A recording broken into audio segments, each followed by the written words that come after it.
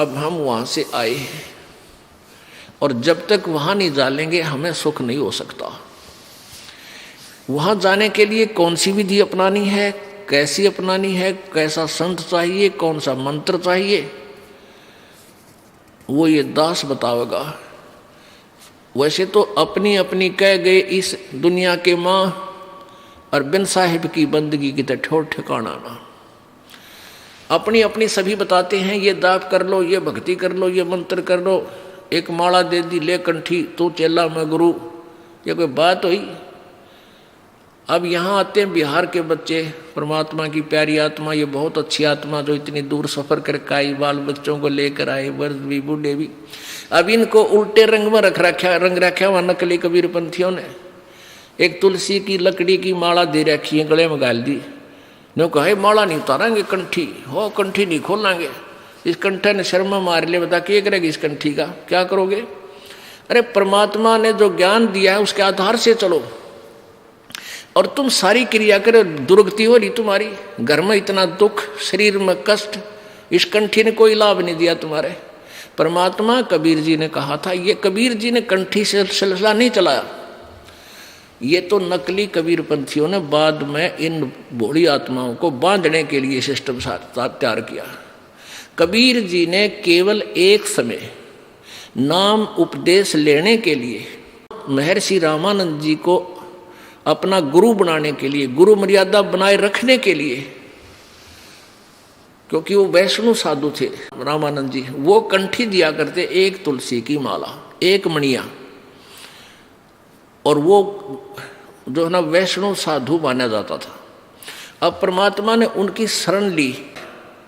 रामानंद जी ने कंठी का लिए उसमें नहीं कहा, लेकिन उन्होंने वो जो स्नान करने के लिए गए थे रामानंद जी पंचगंगा घाट पे, और कबीर जी 2-2.5 वर्ष का बच्चे का शरीर बना के और पैड़िया में लेट गए थे अंधेरे में। सुबह सुबह रामानंद जी का खड़ाऊ सिर में लगी परमात्मा के, और एकदम जब झुके नीचे को, जब कबीर जी ने बच्चे की तरह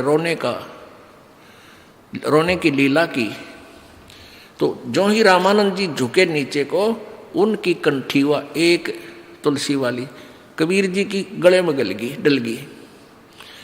अंधेरे में रामानंद जी को पता नहीं चला। तो फिर ये कथा फिर सुनाएंगे आपको, क्योंकि ये प्रसंग और सुनाना, इसलिए एक शॉर्टकट में बता रहा हूँ। रामानंद जी के एक शिष्य ने जो सत्संग कर रहा था, कबीर जी ने उसको टोका था, तो रामानंद जी के शिष्य ने पूछा कि तू वेद शास्त्रों के बारे में कैसे जानता है, तूने तिलक क्यों लगा रखा है, क्या तूने किसी से नाम ले रखा है? परमात्मा बोले हाँ, मैंने उसी से नाम ले रखा जिससे तूने ले रखा है।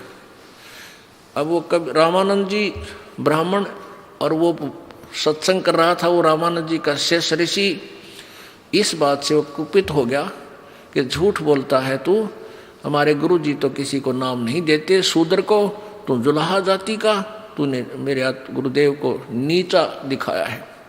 रामानंद जी के पास ले गए। स्वामी जी ने जब उनसे वार्ता की तो परमात्मा ने, रामानंद जी ने कहा कि तूने मेरे से कब नाम लिया?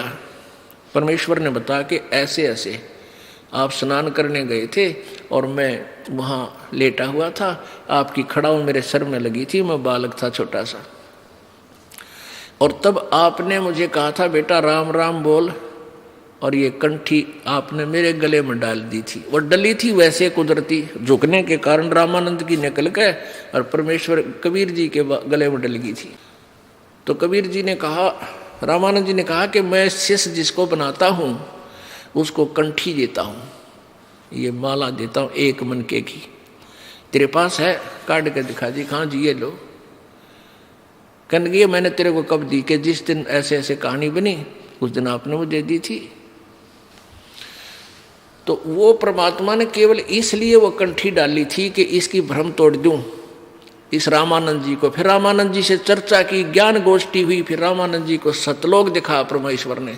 वो महर्षि फिर परमात्मा के चरणों में गिर गया था कबीर जी के, और रामानंद जी ने भी वो कंठी तोड़ कर फेंक दी थी और कबीर जी ने भी फेंक दी थी, क्योंकि इन कंठियों से भगवान नहीं मिला, इस मंत्र और साधना से परमात्मा प्राप्ति होगी। अब वो फिर क्या था, रामानंद जी के जो शिष्य थे वो रामानंद से विरुद्ध हो गए कि ये ब्राह्मण होकर और जुल्हाए के साथ रहता है, इसने नाश कर दिया। तो उन नकलियों ने वो कंठी वाला सिलसिला फिर जारी रखा। लेकिन परमात्मा कबीर जी ने केवल सब चीज़ों से दूर किया।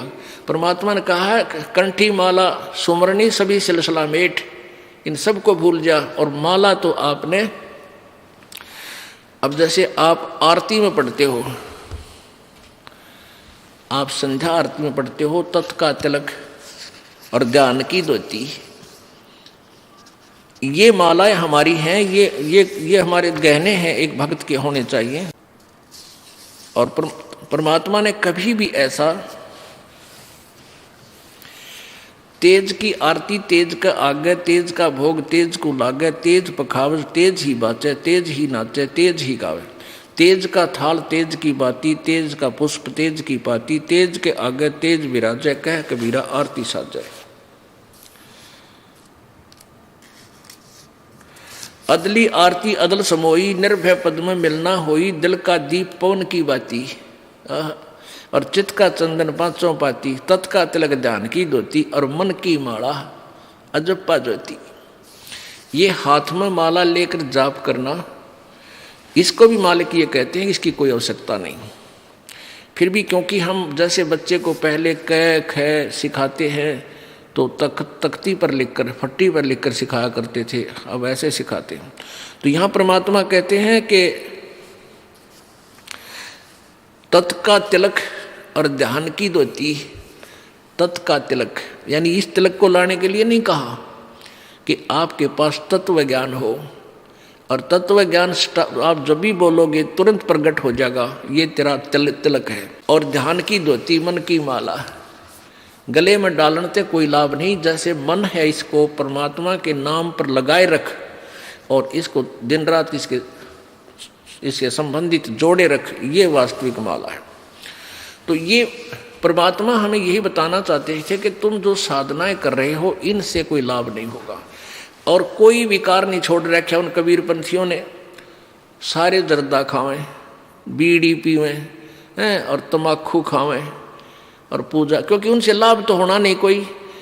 अब जैसे ये दास इस हरियाणा में यही इसी तरह के तम्बाकू और शराब यहाँ भी एक नंबर पर है, खूब पीवे हैं, तम्बाकू भी खाते हैं। लेकिन जब इन बच्चों को परमात्मा की प्यारी आत्माओं को ये ज्ञान होगा कि ये बुराई है और हमारे बंधन का कारण है, तो तुरंत छोड़ देंगे। देखा देखी बुराई लगाई है, वो पी रहा है मैं भी पी लूँ, ले पी ले। वो पीने वाला, एक पीने वाला 200 ने आदत खराब करेगा। अब हमारे बच्चे उनको त्याग रहे हैं, सभी मेरे जो दास के अनुयायी हैं, परमेश्वर कबीर जी के सेवक हैं, ये अब सब बुराई त्याग देते हैं। इनको पता है कि भगवान चाहिए तो त्यागना पड़ेगा, ना तो मर कुएं में पड़ गए, फिर कोई लाभ नहीं होगा, हाहाकार मच जाएगी, घर में भी दुख होगा, शरीर में भी कष्ट हो जाएगा। तो ईब 10 बच्चा ने छोड़ी हमारा ने, उन 200 की छुड़वाई। अब हजारों ने छोड़ी तो 10,000 की छुड़वा दी, 1 लाख ने बुराई छोड़ी तो 10 लाख की छुड़वा दी। तो बुराई घर भी ऐसे ही किया था, एक पीने लगा 10 को सिखा दिया, 10 ने फिर 200 को सिखा दिया, हजारों को सिखा दिया। तो ऐसे ही बुराई हम हटाएंगे समाज से, दास का ये मुख्य उद्देश्य है, क्योंकि इसके बिना भक्ति बन नहीं सकती। जैसे किसान खेत बीजता है और खेत को संवारेगा नहीं, वैसे बीज दे, उसको कुछ नहीं मिलना, व्यर्थ प्रयत्न है, वो बीज भी बर्बाद करना है। तो दास का उद्देश्य है कि पहले आपको हर बुराई से दूर करूं जो आवश्यक ही नहीं हमारे मनुष्य जीवन की, और फिर ये नाम रूपी बीज आप में बोऊंगा। देखियो परमात्मा कितना सुख देगा आपको।